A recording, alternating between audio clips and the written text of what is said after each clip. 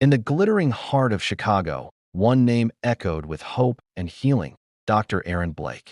To the public, he was more than a physician. He was a miracle worker.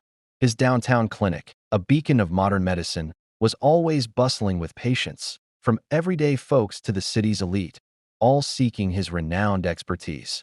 Dr. Blake was a media darling, his charismatic smile gracing magazine covers and his confident voice a regular feature on morning talk shows. He promised revolutionary treatments, a new era of wellness, and Chicago believed him. His story was a testament to brilliance and dedication, a rags-to-riches tale of a man who conquered medicine and won the city's heart. But behind the flawless facade, a very different story was unfolding, one that would soon shatter the illusion. For months, whispers of doubt had been circulating in the Huskyet corners of the medical community.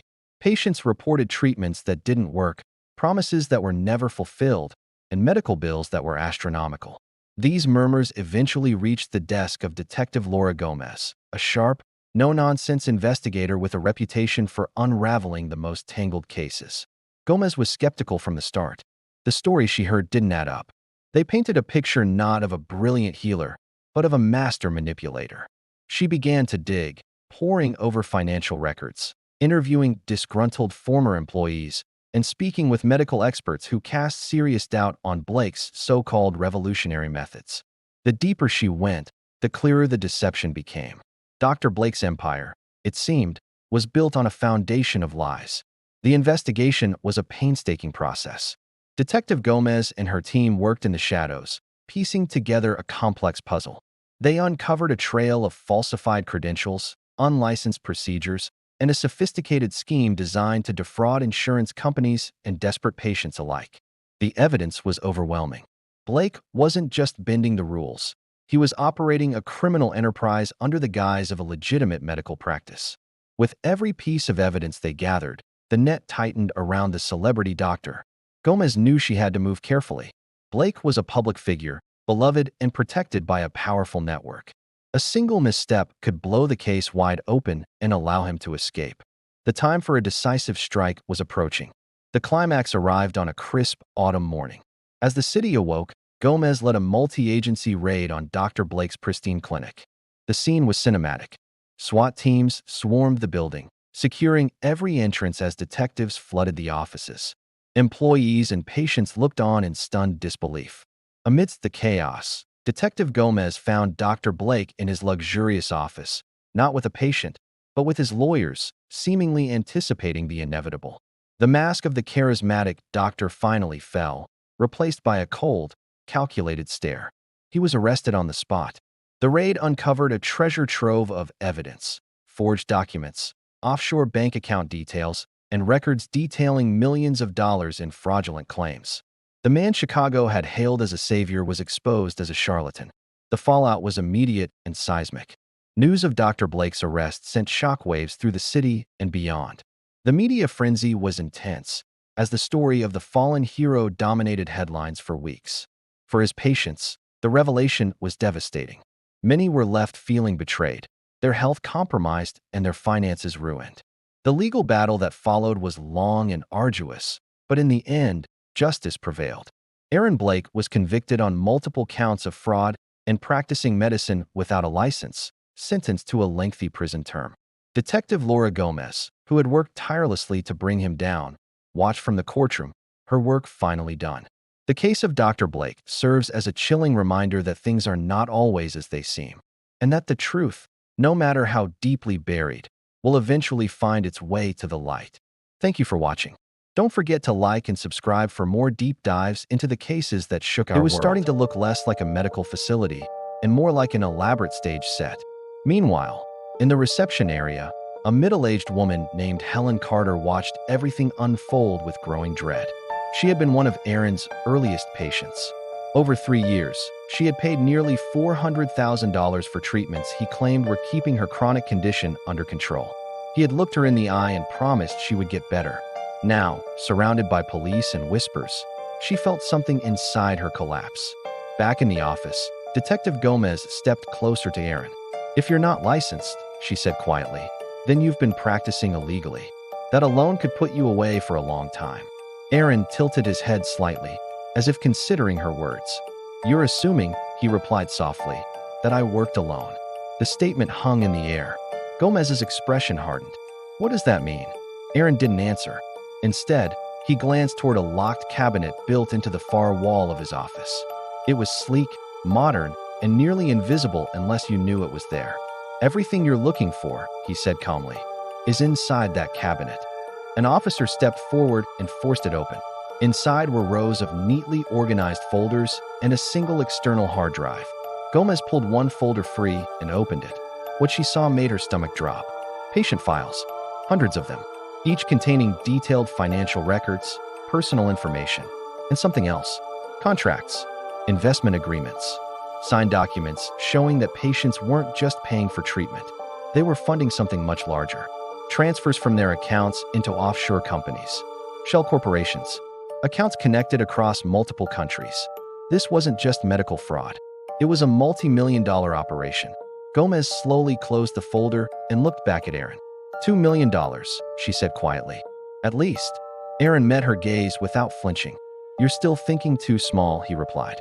And as officers connected the hard drive to a forensic laptop and began opening its contents, the truth started to surface. Because hidden inside that drive were records of partners, fake identities, and a network far bigger than anyone inside that clinic had imagined. The forensic team didn't speak for several seconds. They just stared at the screen. Rows of encrypted folders filled the hard drive, each labeled with what appeared to be coded names and dates. When the first file finally opened, the room shifted from tense curiosity to something far more serious. Transactions, hundreds of them. Money flowing in from accounts across the United States, the United Kingdom, Germany, and Switzerland.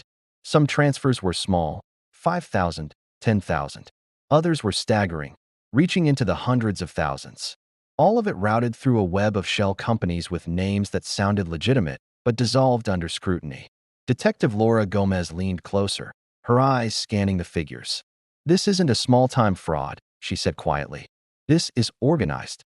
An officer beside her nodded. "And it's been running for years." Behind them, Dr. Aaron Blake remained seated in a leather chair, hands resting calmly on his knees.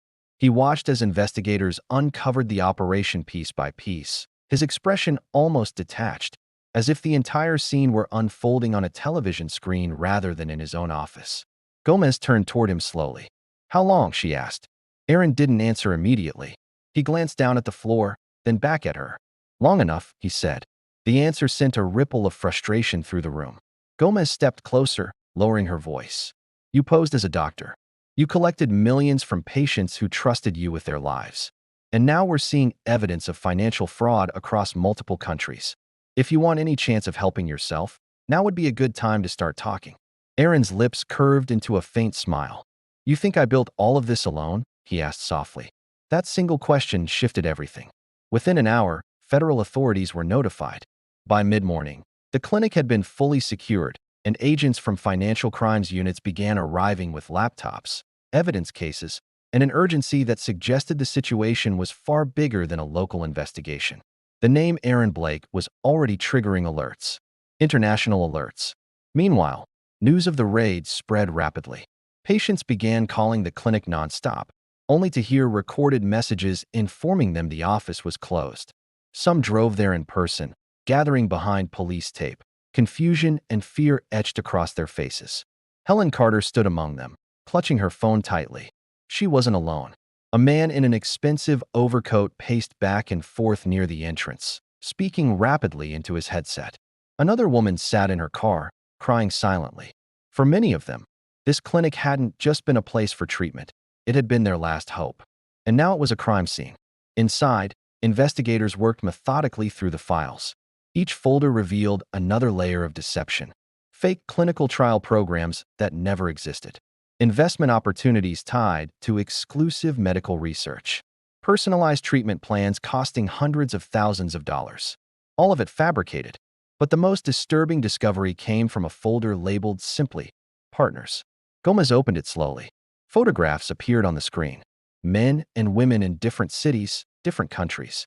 Some stood beside Aaron at conferences or charity events. Others appeared in surveillance-style images taken from a distance. Next to each photo were aliases, encrypted contact details, and financial routing information. A network. Aaron hadn't just been pretending to be a doctor. He had been the face of something much larger. A coordinated operation targeting wealthy, vulnerable individuals under the guise of elite medical care. An agent from the Federal Financial Crimes Unit leaned over Gomez's shoulder. "We've seen structures like this before," he said quietly. "But not this sophisticated." He wasn't just collecting fees. He was recruiting investors. Patients thought they were funding groundbreaking treatments. Gomez scrolled further. Then she froze. "What is it?" the agent asked. She pointed at the screen. One of the names listed under partners had a note beside it. Active, uncontacted. The alias read, Daniel Cross. Beneath it was a timestamp from less than 12 hours earlier. A recent login. "That's impossible," the agent murmured. "We seized everything this morning," which meant someone else still had access. Across the room, another officer called out, "Detective, you need to see this." On a secondary monitor, a secure messaging platform had been recovered from Aaron's laptop. Most conversations were archived and inactive, but one thread remained Unread open. Messages blinked on the screen. From Daniel Cross, "Something's wrong. Call me immediately." Another followed. "If this has been compromised, we need to move funds now." And then, the final message. "Aaron, answer me. Are you in custody?" A heavy silence filled the office. Whoever Daniel Cross was, he didn't know the raid had already happened. Gomez felt a chill move through her. "He's still out there," she said quietly. The federal agent nodded. "And if he realizes we're inside this system, he could start moving everything. Accounts, identities, funds. We could lose the entire network." Gomez turned back toward Aaron. For the first time since the raid began, his calm expression had shifted. Not into panic, but into something more complicated. Resignation, perhaps. Or calculation. "You're not the only one involved," she said. "And right now, your partner doesn't know we're here." Aaron looked at her, eyes steady. Then he spoke in a low, measured voice. "You won't catch him," he said. "Why not?" "Because he's already preparing to disappear." The words settled heavily in the room. Gomez stepped closer, her tone sharpening. "Then help us stop him." Aaron leaned back in his chair, studying her face as if weighing something internally. Finally, he sighed. "You're looking in the wrong place," he said. "Daniel Cross isn't just a partner. He's the architect, the one who built the offshore structure, the one who created the identities. I was the front." The admission sent a ripple through every investigator present. "Where is he?" Gomez demanded. Aaron hesitated. For a moment, it seemed like he might refuse. Then he spoke. "He moves constantly," he said. "Different cities, different names. But there's one place he always returns to when something goes wrong." Gomez leaned forward slightly. "Where?" Aaron met her eyes. "London." Before anyone could respond, one of the tech analysts called out sharply, "Detective, you need to see this right now." On the screen, the financial tracking software showed sudden movement. Accounts that had been dormant for months were activating. Funds were being transferred rapidly through multiple layers of encryption and offshore channels. Whoever Daniel Cross was, he had just realized something was wrong. And he was already running. If this story left you questioning how far deception can go, hit subscribe, stay alert, and drop your thoughts below, because the truth behind this case is darker than anyone imagined. By the time the financial alerts began flooding in, the room had transformed into a command center. Multiple screens displayed real-time transfers, each one a digital footprint racing across international borders. Millions of dollars were being moved through shell accounts and cryptocurrency exchanges faster than most systems could track. Detective Laura Gomez stood at the center of the chaos, eyes locked on the main monitor. "He knows," she said quietly. No one needed clarification. Daniel Cross had discovered the breach, and now he was erasing himself. Within minutes, federal authorities contacted Interpol and the UK's National Crime Agency. Emergency requests were filed to freeze accounts, monitor airports, and flag any known aliases linked to the operation. But Daniel Cross had prepared for this. Every account was routed through at least 4 countries before landing in an anonymous destination. Each identity tied to him had been constructed with meticulous detail: passports, employment histories, even social media profiles that stretched back years. He wasn't just running. He was dissolving. Back inside the clinic, Aaron Blake sat alone in an interrogation room, hands folded neatly on the table. For the first time since his arrest, his composure showed signs of strain. Gomez entered quietly and closed the door behind her. He's moving everything, she said. Right now? If we don't stop him, the money disappears. The victims lose any chance of recovery. Aaron looked down at the table. He planned for this, he replied. He always plans for everything. Then help us outthink him. Silence filled the room. Finally, Aaron exhaled slowly. There's a failsafe, he admitted. Not for me, for him. Gomez stepped closer. What kind of failsafe? If one of us was ever compromised, the other could trigger a full transfer and identity reset. New documents. New locations. Enough money to vanish permanently. And where does that money go? Aaron hesitated. Then he spoke a single sentence. A private holding account tied to a physical access key. Gomez felt a spark of urgency. Where is it? He keeps it close, Aaron said. Always. It's not digital. It's something he carries. The information changed everything. Airports across Europe were alerted to watch for anyone traveling with large secured storage devices or encrypted physical keys. Surveillance teams began scanning passenger footage in real time. Hours passed. Then a breakthrough came from Heathrow Airport. A man matching one of Daniel Cross's known aliases had checked in for an international flight less than 30 minutes earlier. He traveled light, one carry-on bag, no checked luggage, paid in cash, booked under a recently issued passport. He's at Heathrow, an analyst confirmed over the call. Gomez was already moving. Alert airport security. Do not approach until we confirm identity. CCTV feeds from the airport began streaming into the command center. Cameras tracked the man as he moved calmly through security, blending seamlessly with other travelers. He showed no signs of panic, no urgency, just quiet precision. On screen, he paused briefly near a window overlooking the runway, adjusting his watch as if he had all the time in the world. Zoom. The camera tightened on his face. There was no doubt. Daniel Cross. He looked exactly like the photographs recovered from Aaron's files, mid-40s, composed, with the kind of presence that faded easily into any environment. A man built to avoid attention. Gate C-17, an analyst said. Flight departs in 20 minutes. British authorities were already en route, moving through the terminal in plain clothes to avoid triggering alarm. The goal was simple: intercept him before boarding. But Daniel Cross had survived this long by anticipating every move. As he approached the gate, he paused. Not long enough to draw suspicion, just long enough to glance toward a nearby television screen displaying international news. On it, a breaking headline appeared. Private clinic raided in major fraud investigation for a fraction of a second. His expression shifted. Then he smiled. Not a panicked smile, a knowing one. He stepped out of line, turned casually, and walked toward the nearest restroom. Where is he going? An officer monitoring the feed asked. Maintain visual, came the response. Two plainclothes agents adjusted their path, moving closer without drawing attention. They waited outside the restroom entrance, eyes fixed on the door. 1 minute passed. Then 2. Passengers continued boarding at gate C-17. The line shortened. Final call announcements echoed through the terminal. After 5 minutes, one agent stepped inside the restroom cautiously. Seconds later, his voice came through the comms. He's not here. A surge of confusion rippled through the command center. What do you mean he's not there? There's no one. Back exit leads to a service corridor. Cameras in the service corridor were pulled up immediately. Footage showed a maintenance door opening briefly, just long enough for someone to slip through before it closed again. Track all exits, Gomez ordered. Security cameras across the airport lit up on screen. Corridors, stairwells, vehicle entrances. Every possible path. Then they saw it. A maintenance worker pushing a supply cart toward a restricted loading zone. Head down. Uniform standard issue.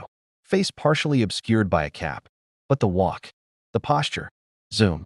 As the worker glanced briefly toward a camera, his eyes became visible. Daniel Cross. He changed clothes, an analyst said. He's heading for the service exit. Airport security moved quickly, but Daniel had already reached the loading zone. A delivery van idled near the curb. The back door slid open just as he approached. For a moment, he paused and looked directly toward a distant camera mounted above the exit, almost as if he knew they were watching. Then he stepped into the van. The door slammed shut. By the time officers reached the loading zone, the vehicle was gone. Inside the command center, silence settled heavily over the room. They had been minutes away. Gomez stared at the empty camera feed, jaw tight. He's gone, someone said quietly. But Aaron Blake's earlier words echoed in her mind. There's a failsafe. He keeps it close. If Daniel Cross had escaped with the physical access key, then somewhere in the world existed a hidden account containing the remaining millions, untouched, untraceable, waiting. Weeks later, investigations continued across multiple countries. Dozens of shell accounts were frozen. Several accomplices were identified and arrested. Funds were partially recovered. Aaron Blake eventually faced trial and received a lengthy sentence for fraud, impersonation, and financial crimes. But Daniel Cross, he was never found. No confirmed sightings. No financial activity linked to his known identities. No trace of the physical key. It was as if he had stepped out of one life and into another without leaving a footprint behind.